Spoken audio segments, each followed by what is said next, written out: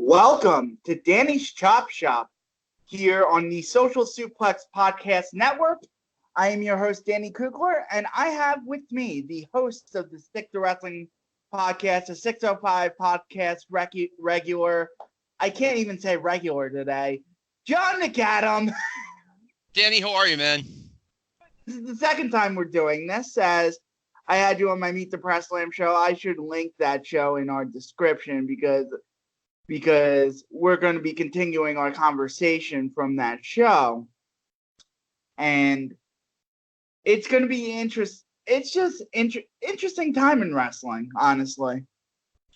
I think so. I mean, for the first time since 2001, WWE is finally going to have some competition with a guy, Tony Khan, that I used to trade tapes with.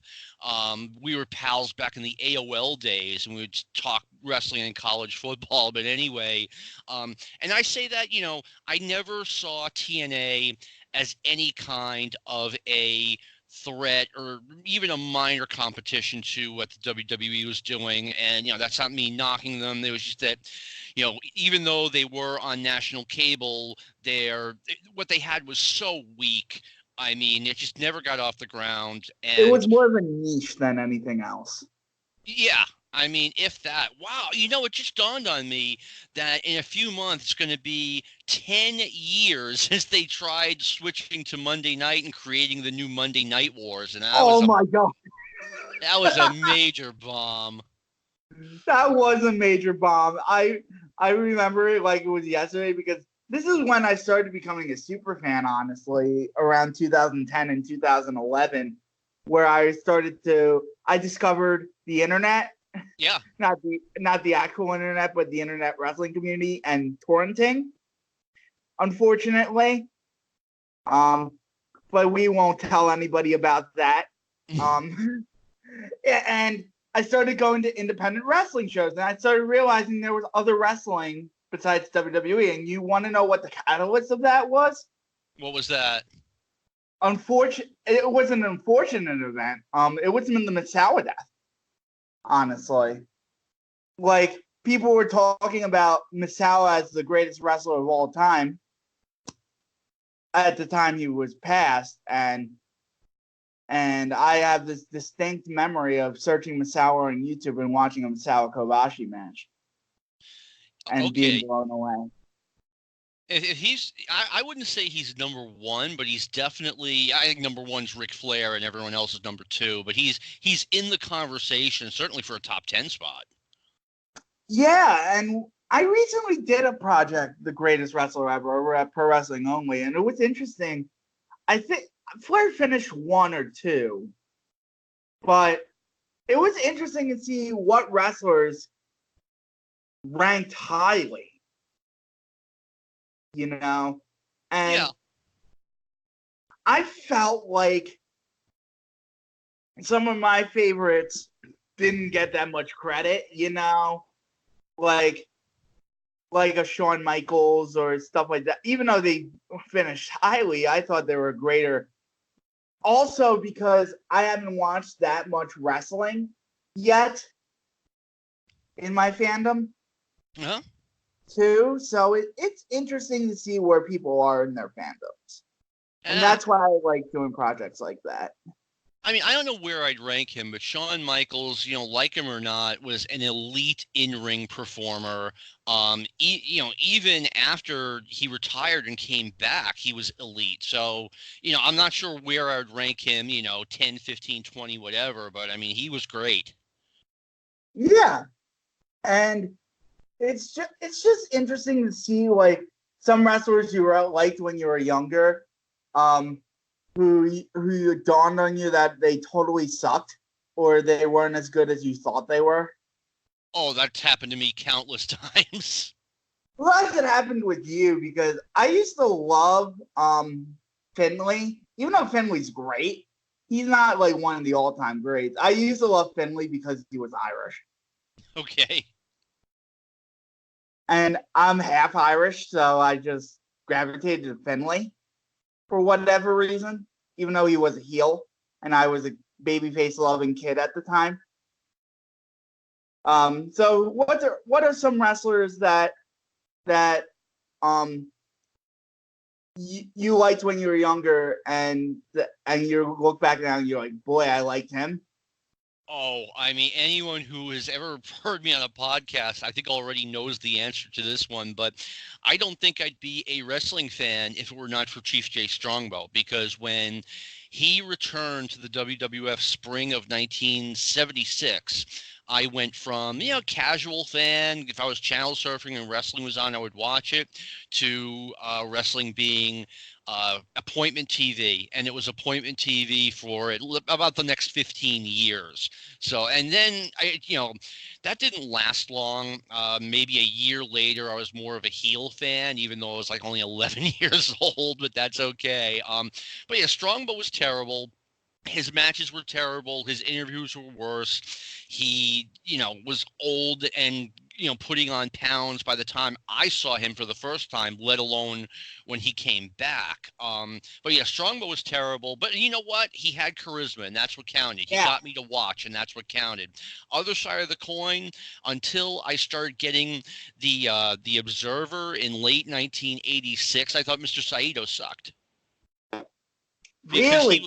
he was the clearly the number 2 guy in the Fuji and Saito tag team, and I just didn't see him as a star. And now when I watch his even his WWF matches, which were like 50% of the speed of his New Japan matches, that guy was great. Yeah, he was. Even in his New Japan, I haven't watched a lot of classic wrestling, and because there's so much to keep up with today that I feel like, oh, I have to keep up with today's wrestling. But Saito was, I like learning the history of the business. So Saito was one of those guys where you're like, he's the second guy of the tag team, and then you watch him work, and he had some pep in his step. To say the least. And the guy had a legit, amateur background. He was a judo medalist, great athlete. And here's the thing, and I kind of miss this, okay? I used to determine whether or not a wrestler was good or not good by how many matches he won. This guy beat this guy. Well, clearly the first guy's better. And I think when I started getting the Observer, after 10 years of looking at wrestling through that spectrum, it was time for a change. And I think if the Observer hadn't shown up soon, I think I would have quickly become an ex-wrestling fan. But here I am 44 years later, 43 years later, still a fan. I still enjoy the current product. One of the things that the Observer opened my eyes to was there's more to this than just the good and the evil. It's a performance aspect as well. And I know some people don't like the fact that people rate it as a performance, but that's something I gravitated towards. Yeah, I definitely see that. I mean, I said earlier I miss looking through wrestling through that spectrum, but at the same time, now I appreciate it more for what it is. I appreciate what the guys have to go through to get where they are. And I mean, I was really happy one day, I think it was in 97 or 98, when The Rock was on Howard Stern's show. And Howard Stern asked him, is wrestling real? And finally, someone just said, he didn't say, no, it's fake, but he said, yeah, the finishes are predetermined. We're out there to entertain people. And I was so relieved to finally just have that out there instead of someone saying, well, why don't you get in the ring and I'll show you how fake it is? Because, well, just because you can beat up Howard Stern doesn't mean anything.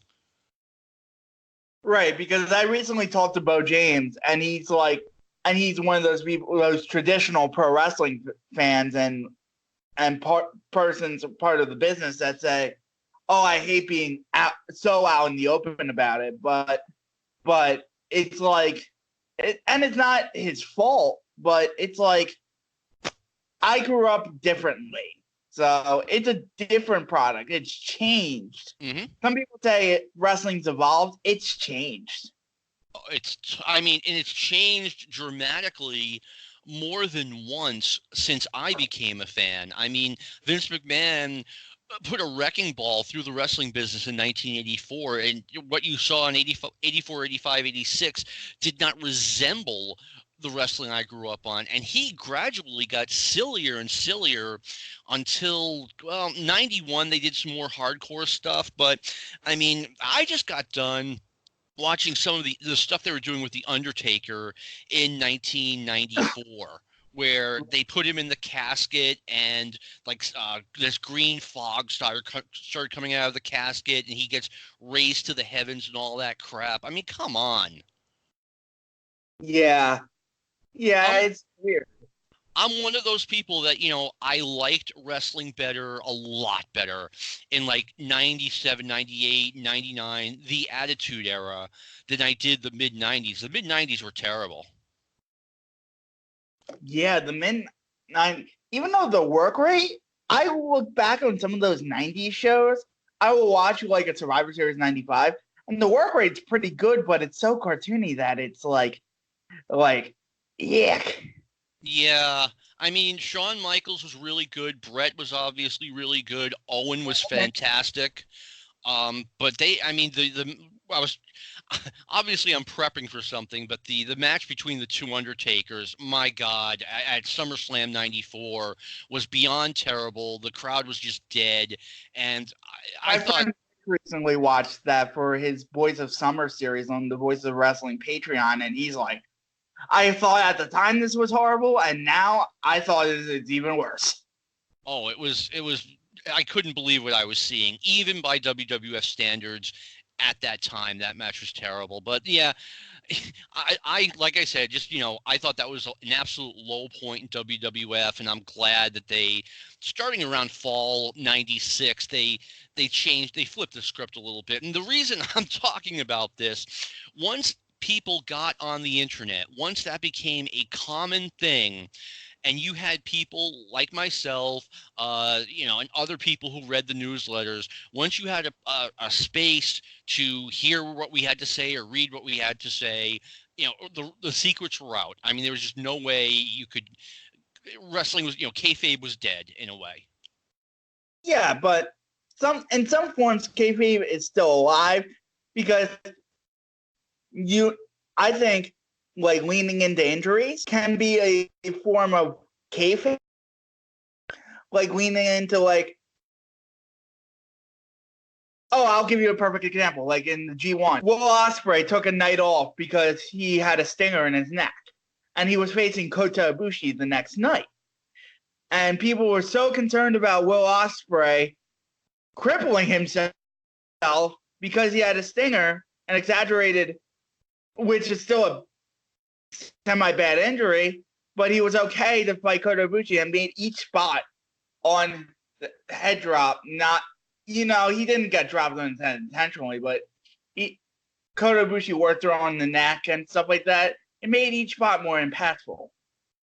Yeah, I mean that's a different method of storytelling, and I'm glad the word you use, we've evolved. But yeah, like I was saying, I mean, and now it's a different kayfabe in that if I bump into wrestler X someplace, like he's going to be very careful about what he says in front of me or anyone else, because I used to talk to wrestlers all the time, and they never had to worry about, okay, we're going to see parts of this conversation on the internet when I get home. So now, the guys are a lot more closed up than they were 20 or 30 years ago. Right. And in some ways that's good because it's sort of like this amalgamation of maybe it's coming back into the tube, but it's not really because everyone's so concerned about the internet. Oh, and then absolutely as well, they absolutely should be. I mean, what was it, like 10 years ago, I heard, probably more like 15, I hear the story about Triple H going to his car and he wouldn't sign autographs and he's polite, just, please get out of the way, I got to go. And I'm reading this about this incident, excuse me, on the internet. And I'm like, this wouldn't have happened 15 years ago. But now, he doesn't want to give you, if that's the only story he's going to give you, then that's fine. He's not going to put out a crazy story about, you saw Triple H at a bar and this happened and that happened, which I have stories like that from the 80s. But, now everything, you have to be careful out there. Right. And like the 80s, it was a different time. And we also feel like it's a different animal. I think entertainment has evolved. I think the way we consume things has evolved, because now I can watch a match from Japan instantly. Mm-hmm. As before, people would look at your tape list, say, what can I afford? What do I want? Cut it, and then order it. Yeah. The cost of media is a fraction today of what it used to be. I mean, I remember when I first started doing videotapes in like 85, and at the time I was just making them for myself. It just dawned on me one day on TBS on the Sunday show, while WWF still had it, they were showing old matches from like 79 and 82, and I loved it. And I said to myself, wow, in 5 years, I'm going to want to see this stuff from 1985 again. So I just, recorded main events and stuff. And the cost of the tapes was $6 per of 1986 money, which has got to be around $20 per of money now. So, of course I recorded on 6-hour speed and the whole 9 yards, but yeah, you can pretty much see anything you want. Maybe not literally anything, but there's going to be something out there that you'd be entertained by. And I mean, we're all going to pass without seeing everything that we have available, but we just don't have the time to see it all. Right. And you have to be okay with that sometimes, because it's like, I struggle with, I'm not going to see every wrestling match ever, and that makes tape, and I have to be okay with that. And it doesn't mean I love the business any less.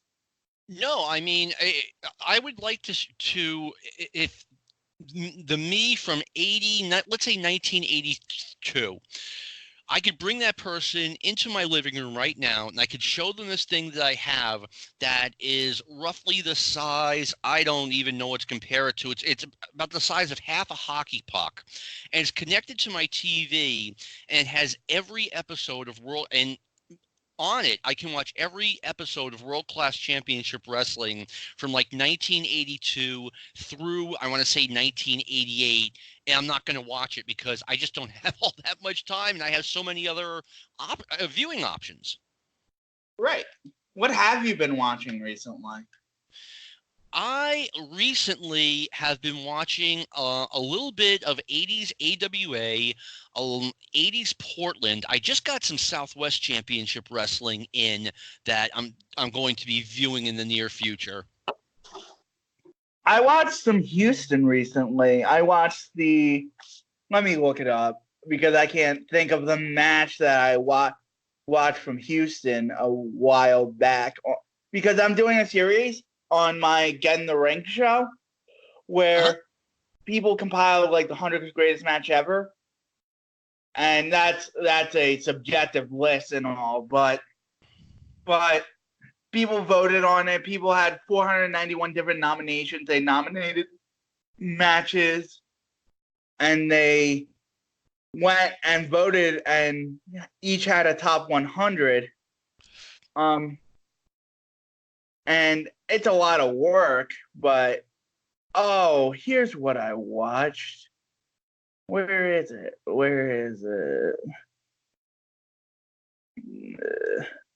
I know I watched something from Houston. I watched Lou Thesz versus Vern Gagne from Chicago. Okay, I've seen that. I saw that about a year ago for the first time. I saw the Jerry Lawler Bill Dundee. I've been watching varied stuff. Yeah. Terry Funk Harley Race. What's that? Terry Funk Harley Race from 77. Okay. And that was the match where Andre got slammed.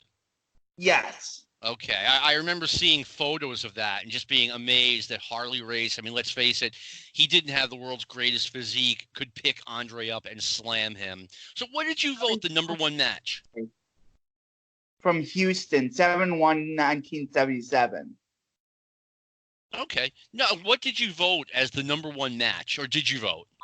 I didn't. And what I would consider one of the greatest matches of all time was the Misawa Kobashi match I first laid eyes on when Misawa died. I have not seen that. I am not up on my Japan. It was from 1997. It was from January. Okay. January 20th, 1997. A lot of people consider the 6-3 Misawa Kawada match the greatest match ever. I think that match, I don't want to say it's overrated, but it's not overrated. It gets extra credit for the finish where Misawa unmasks, which is a good thing. Right. There's also not the Misawa Saruta from 90. It was from later, 94. Okay. I haven't seen that match in like 15 years, but I remember loving it. Yeah, I remember. And it's hard for me.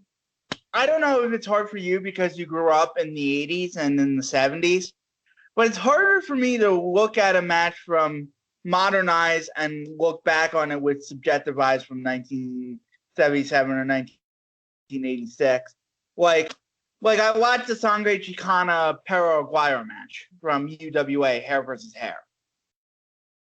Okay, yeah, and anytime you have a really good storyline going into that match, so that it's so you really care about the result. Not only you'll have a title in there, and you'll have like a feud backing it up.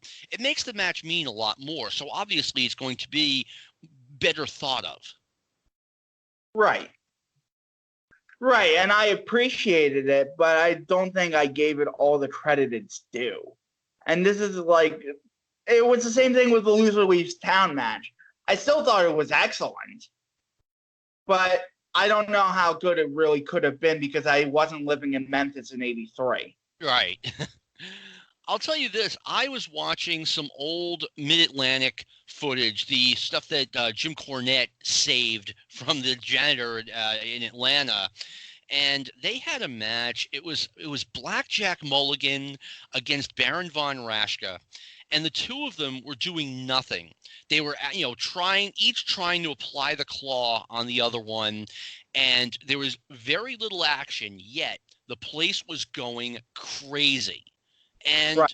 I miss those days. Right, and one of the greatest matches I've ever seen was like a red hot crowd. I saw the Furnace, Dan Kroffat versus Kobashi and Kikuchi match, and I still think that's one of the greatest matches ever because the crowd was so hot. That was the match where Kikuchi was in his hometown and was selling like crazy. Yeah, one of my favorite matches was the 10-man tag from Calgary that In Your House they had in early 1997, and it was all the crowd. Yeah, it was all crowd. Most of the crowd, because a lot of the guys are good workers, but they didn't have to do much. No, the fans were there to cheer their underdog heroes from Calgary, the guys who, just weren't appreciated in America, and it was just an awesome atmosphere. It was like a college football game. And it also changes when you've been to a match live too. So it's like I was at the Gargano Almas match last year at NXT, and like I was there, and the atmosphere was great. People wanted Johnny Gargano to win, even though he didn't win, and it was just a great atmosphere. And I still have great memories of the match. And the match was great, but it was like it didn't have the same impact when you watch it live in the arena compared to on tape. Oh, totally. Wow, we're going back a ways, but I went to Knoxville to see the Shawn Michaels versus Buddy Landel match for the Intercontinental title when Smokey had their working relationship with WWF. And I came back saying, wow, this is no questions asked match of the year. It was a 5-star match. And I watched it on tape, when the commercial tape came out a couple of months ago, and it just made all the difference in the world. Yeah, it was an excellent match on tape, but it was not the same as seeing it live. Yeah, it's still an excellent match, but it's Yes. like, yeah, like something was taken away that that was there with you when you saw it for the first time in front of your eyes. Absolutely. And one of the great things, we're back to talking about crowds. Half the crowd was cheering for Buddy Landel, the local guy, who was in the middle of a turn, and half of them were cheering for Shawn Michaels because Buddy was still technically a bad guy and Shawn was the national superstar. He was the babyface in the match, but it was split almost 50-50. It was like watching a boxing match where, everyone just picked their favorite and cheered for him. Right. And it's just exhilarating to see like how wrestling like impacts different people through different means, Oh, totally. And, obviously I grew up around the Boston area, and it was really cool going to a place like Knoxville, going to a place like Louisville, and seeing how the crowds were different there. Right. And it's like weird. It's weird for me because I don't go to as many wrestling matches because I don't have the funds and everything like that. But it's weird for me to gauge the difference between a hot crowd now and what a hot crowd is back then, because some of the crowds were more hot back then. Oh yeah. I mean, yeah, it's way different now, and that's fine. I mean, it used to be that even though, like when I was a kid growing up, and we would go to see wrestling, like me and my friends when we were in our late teens, we had a rule, and the rule was that you had to turn off your brain and pretend it was real. Otherwise, we didn't think we could enjoy it. Well, now the crowds today all know that it's not, it's not real. It's not. They're not really trying to hurt each other or win a wrestling match, but things have changed. Once again, we're talking about this, and the fans appreciate it in a different manner, and they can sit there and cheer "Fight Forever" or "This is awesome," whatever, and it's different, but it's still fine. Right. I agree. But I sort of miss like the authenticness of like a reaction, like making me feel something. And it's only rare now that I feel something in wrestling that's different than what I feel in like normal entertainment, Oh, totally. I mean, that's the thing with wrestling. Even no matter what era you're talking about, it's never been like a movie. Always been more real than a movie to me, even though maybe sometimes it's just as real as a movie. Right. And it involves real people and real stakes. Even though the stakes are predetermined, they're real stakes.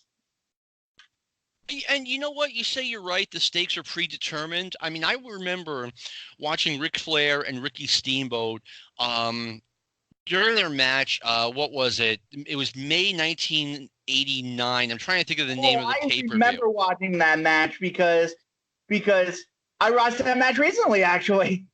Okay, yes, I try to make it a point to watch like once. May 7th, 1989. Yeah, Wrestle War 89 it was. And at the time, I was pretty well connected with the NWA. Like if something was going to happen, I knew about it, which wasn't always the greatest thing. For example, when the Paulie Dangerously's Midnight Express came out and attacked Jim Cornette and his Midnight Express, and they bloodied Jim Cornette up with a phone, like 99.9% of the people watching that were like, "Oh my God, it's the greatest surprise ever." And I was like, "Well, here it comes," because I knew it was happening. But Wrestle War, no one knew what was happening because I don't think they made their minds up until, you know what? I'm sure they didn't 100% know what was going to happen until the match went in the ring, because the things kept changing, and that was something that meant something, because either Ric Flair was going to be NWA champion again, or Ricky Steamboat was going to be the NWA champion for a long time. So in a way, there was something on the line. If you're a fan watching it, it's like, okay, what's the future of this company going to be, Flair or Steamboat? Right. Another one of my favorite matches, I'm just looking at this list of the greatest matches ever. And one of my favorite matches from the old days was the Starrcade 85 Magnum TA versus Tully Blanchard match, because it was so violent. And it was like, this feud had come to a culmination. Yep. They had been feuding since July. Right. And you could see like every one of the guys there had an emotion towards it. And even though watching the match, I watched the match in 2016 2014 when the network came out. It would not. 2014 was when I last watched the match. Oh, okay. I still remember how much it still made me feel like, wow, I got this story, Mm-hmm. and this story,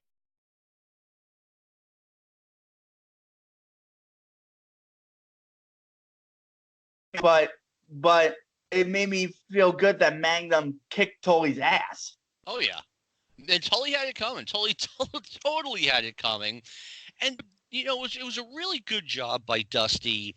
He had really good, at that time, really good long-term storytelling. When Tully first won the belt from Magnum, and they weren't feuding at this point, he only won it because Baby Doll, who Dusty Rhodes had won her services for 30 days, came to the ring disguised as a body as a security guard, and she slipped him a foreign object, and he won the title. And here we are, I guess, 4 months later. These guys have been trying to kill each other for 4 months, and then they have this match that just defines everything. There's going to be an ultimate winner and an ultimate loser. Right. And I sort of feel the same way about, even though it wasn't as violent, but the Terry Funk Ric Flair I Quit match too. That is one of my great wrestling regrets, because Albany, New York is only about, I think, it should be Troy, New York, is only about 2 hours from where I lived. And I could have easily seen that match live. And I just decided I didn't want to, because it was a weeknight and I'd get home late. Now, and to this day, I knew that was going to be a really good match, but it was even better than I thought it was going to be. It didn't have blood, but it was so intense. Yeah. I mean, they did that great thing where the microphone was in the ring, and the guy would say, "Do you quit?" No. Right. Another one of my favorite old school matches is, I still have an affinity for Hulk Andre, even though I know it wasn't technically good. But still, it's like, it was a simple story, executed to perfection, even though the wrestlers weren't there all physically, like Andre wasn't. But it was a simple story, and Hogan won. I was 21 when that match happened, and I had a tiny little apartment that was full of people because they wanted to see that particular match. I mean, there were more people than there were places to sit, so people were standing watching the event. And I mean, just that was the match that captured everyone's imagination.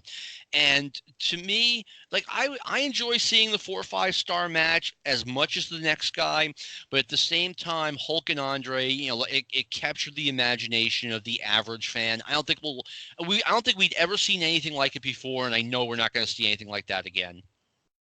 Yeah, and it's unfortunate, but it's weird. It's weird because I think wrestling is almost better now, but I know it won't capture the imaginations of many people. And it's sad because I think wrestling's a great art form, even though it gets a lot of flack. I agree with you, and I'd say this before. I mean, I remember wrestling as a kid, as an adolescent, had my imagination captured, and like I said, I remember I said to you, if I didn't start getting the Observer, I don't think I would have remained a fan because I was getting older and I'd kind of seen everything, and my imagination was no longer captured. I was watching more out of habit than anything else. Right, I got to that point too. Yeah. Almost recently where I'm like, I don't, but then I realized I haven't watched every match yet. And I know I'm never going to watch every match ever, but I want to see great matches. And it just dawned on me that sometimes a product's not good for me, but you can still love wrestling. Oh, totally. I mean, and you want to talk about a really good in-ring product. I mean, every 4 times a year, NXT delivers just a dynamite 3 hours on WWE Network. New Japan delivers an in-ring product, sometimes on a nightly basis, but a lot of times their big shows are stuff to be some of the greatest wrestling I've seen in my. I'm glad that I've ridden the New Japan train since Wrestle Kingdom 9. When I first got introduced to it, and a guy named Nakamura captured my imagination once again. It's funny. I said right around this time last year, I said when football season ends, because I do watch a lot of football during the season, college and pro. I said to myself, So do I. okay, cool. I'm like, I'm getting either New Japan World, and I'll have it for a few months, and I forgot to do it. As soon as you said that, I'm like, I should subscribe to. No, football's about to start. But, and then catch up, because it's like, it's easy to watch. And it's good wrestling. Even though some of the stuff's not going to hit with you all the way, it's like, it's going to be good. True, the matches are going to be good. The question with Japan, I mean, I've always enjoyed like interviews and storylines. And I don't want to say above the wrestling, but I enjoy that being on my plate as part of the full meal. And Japan has a lot less of that. Like, yeah, they have storylines, but it's more of it's always been a lot more of a straight sport than the American wrestling, where you have, one promotion has like 4 or 5 feuds going on at once. Like, that's always been more the attraction to me. Yeah. Oh, I totally understand that. But I got into wrestling because of the sports aspect, of the athleticism, and of what people are doing with their bodies. So once I realized there was more wrestling, I'm like, and I saw that there was better wrestling, I was like, why am I wasting my time watching mediocre wrestling, Yeah. So WWE in the mid-2000s, not the best place for the in-ring, if you know what I mean. But not only were they, I mean, right around 2001, I took a break from watching WWE, and I started again in 2007. But I went back. I've seen, a bunch of assorted Raws that, between 2002 and 2006 that I'd never seen before. And not only is the in-ring product not particularly good, especially when it comes to the women's matches when they've barely been trained, but the storylines a lot of the time are just terrible. Right, right. And I like a good story, but the story doesn't have to be complicated, you know. Yeah, And that's I'd like it not to be dumb, to be honest with you. And right. things are so dumb. I don't know, 10 years ago with them. Yeah. And to a point now that it's so dumbed down because it's like they have to explain to you in their isms about everything Oh 10,000 yeah, times. And it's like, I don't need to be explained. I don't want to be treated like I'm a dumb MFer, you know? yeah. No, and they still go back. I mean, they were strong. I thought WWE maybe 5 years ago. Like I enjoyed Oh, yeah. Raw and SmackDown, and now they're back to just being bad. And I know they've rebooted sort of with Eric Bischoff running one show and Paul Heyman running the second show. So we'll see how that all pans out. But I'm glad they did something to shake it up. Right. But I would rather have like more modern names doing it. Like maybe like I watched for a while before I had a lot on my plate, like month to month progress shows. Progress out of the UK, which is associated with WWE, and like some of the storylines were simple, but they didn't insult your intelligence, and like the wrestling was great too, which added to it. You know what? You know what that's like for me, and I don't know why I stopped watching it. I think I stopped watching it once again last year because of football season. I never got back into it. But 205 Live is like that. The matches are really good. They keep the storyline simple. The show is about 55 minutes. I mean, I should get back into that. Yeah, it's still a pretty simple show. They're building up. You feel like stuff's going nowhere when it's actually going somewhere, and it actually takes time to develop. You Yeah. know, and it's interesting. And like I enjoy a good wrestling product. I just enjoy like good stories and good matches. I'm a very simple man. You know what though? I mean, good stories, good matches. Easier said than done because Yep. one person's idea of a good story is going to be different than another person's version of a good story. But back to Bischoff and Heyman, the thing is that it's not just them alone in a room coming up with stuff. I mean, they have supportive staff, they had meetings, and these guys just kind of play CEO of, okay, we're going to use this, we're going to use that, we're not going to use that. I trust more Paulie's judgment than Eric's judgment, honestly. I can see that. The thing with Eric Bischoff, and I'll share an Eric Bischoff story with you if you'd like. Yeah. He's a really smart guy, and he looks at wrestling pragmatically. He didn't grow. I don't think he grew up a huge fan or anything. So he doesn't have that. And in some ways it's good. In some ways it isn't. Like I have a passion for it, and maybe that passion kind of makes me look at things a different way, whereas Eric is strictly a pragmatist.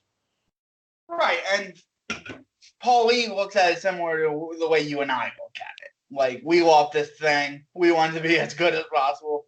Yeah. But Eric has his outside perspective. But watching some of that WCW stuff when he was around, it's tough.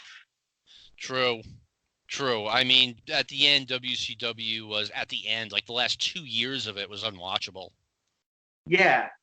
And that's what WWE is. Main roster WWE has become. WCW 99 2000 bad. Oh, yeah. And the thing is, like, starting after I want to say like early mid 1990. The product changed a lot, but it was never a product I enjoyed. And I'm not saying that I didn't enjoy a single second of it, but I will say that, over that 11 or 12-year period, like starting right around the time that Sting injured himself in the cage, which is just a coincidence. I'm not like that big Sting mark, but they just never put together a product that I consistently liked. Yeah, and like they just got themselves into corner after corner. Very true. I mean, I remember it was late 96 when I was like, oh my God, I never thought I'd say these words. I like WWF a lot more than I like WCW. But, they were going in the right direction. WCW wasn't. Right, right. Have you watched the AEW shows? I'm sorry, can you repeat that? Have you watched the AEW shows?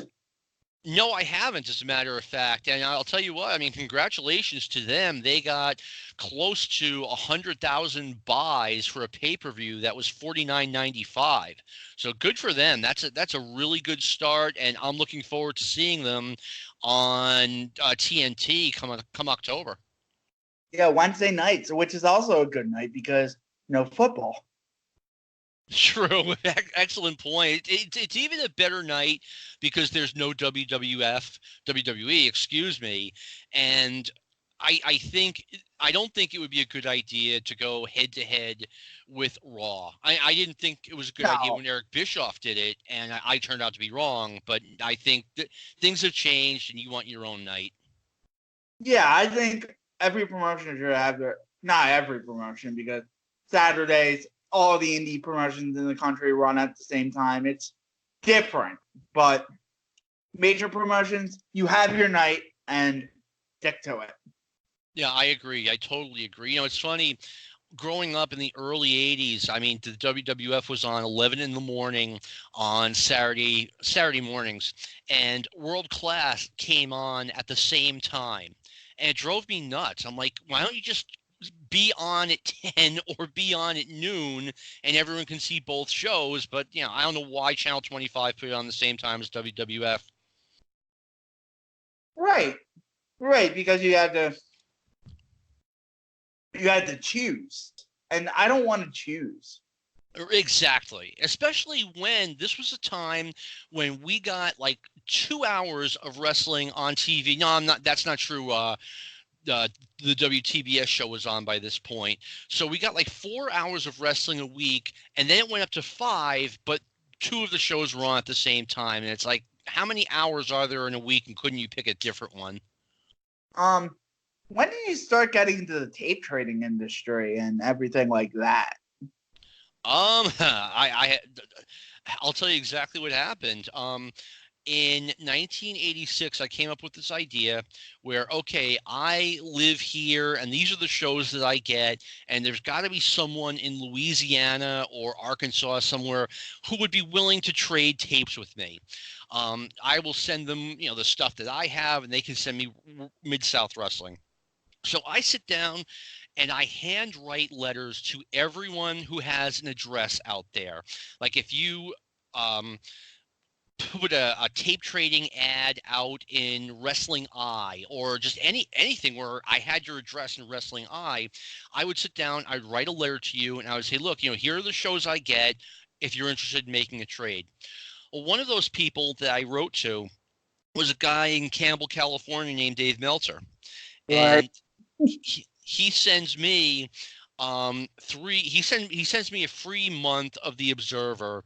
And I've told the story before, but I remember getting home after a Christmas party at like 3-4 in the morning, and the Wrestling Observer newsletter is there. And I just opened this thing up, and you can only imagine. I mean, it was like all of the secrets had been laid out in front of me. He covered everything. And, so basically I started tape trading from the readers pages of The Observer, and I bought Memphis from somebody, and I would then trade the Memphis tapes for tapes, either, old tapes of like, old Florida, old Mid-South, whatever, or whatever was on that I wasn't getting, on cable. That's awesome. Like of all the people to send you your first impression, it's Dave to send you your first impression. Yeah, I mean, he had the readers pages, and there would be people, I have this, and I'm interested in trading for that, and I would write to them, and pretty soon I was getting, I was getting more wrestling than I had the time to watch. So it was kind of a dream come true for me. Yes. And right now I'm living the dream because I want to watch. There's some point where I want to play video games, but then I have Dragon Gate to watch. I've been latest New Japan to watch. I have this to watch, and it's like this is a dilemma I want to have. Yeah, I mean, it's so great today. Like I said, we at bare minimum, you can have WWE Network for less, $10 a month and have that entire library in front of you. I mean, I remember, in the '70s, we got 1 hour of wrestling on TV a week, 11 o'clock Saturday, no VCRs. If you miss it, you missed it. Right. So it's great today compared to back then. Right. And when did you first get cable? We got cable in February of 1980. We had just moved from North Attleboro, Mass to Nashua, New Hampshire. And one of the first things we did when we moved, it was August 79. We called the cable company. We said, okay, we'd like to get cable. And it took that long, like 7 months. They had such a waiting list to finally get over and install it. And I was hovering over that cable box day and night, going through each channel looking for wrestling shows. I only found one that I was unaware of. It was run by Lars Anderson. It was called I used to know this. It was out of Atlanta at World League Wrestling. And they ran footage from Knoxville, from Mid-South, and from Mid-Atlantic. It was like a mix of stuff, and it was 1 hour a week, and I thought it was the greatest thing in the world. Of course, I also got the WOR show, the midnight show, but I was already getting that program. Just now I was getting it 2 weeks earlier. That's incredible. Like the search, the yearn to say I have to watch wrestling at this specific time. Yeah, that's right. That's another, total convenience we have today. We could just, I want to watch it right now. I'll DVR it, no problem. Right, and it. I don't want to say it's weird that we're entitled, where if we don't like a match, we feel like we wasted our time. But if you didn't like a match, you didn't like a match.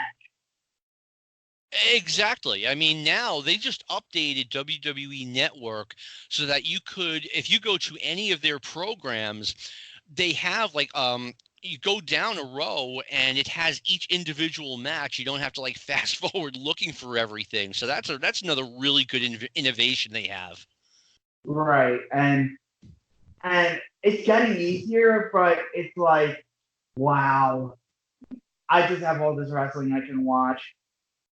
Yeah, I'm a lot older than you, I think, and I just remember what it was like, back in the day when your entertainment options were so limited compared to what we have today. I mean, we used to have 3 channels plus PBS. Now I've got 200 channels? More than that. Yeah, I mean, way more than that if you take YouTube into consideration. I mean, I've got unlimited channels.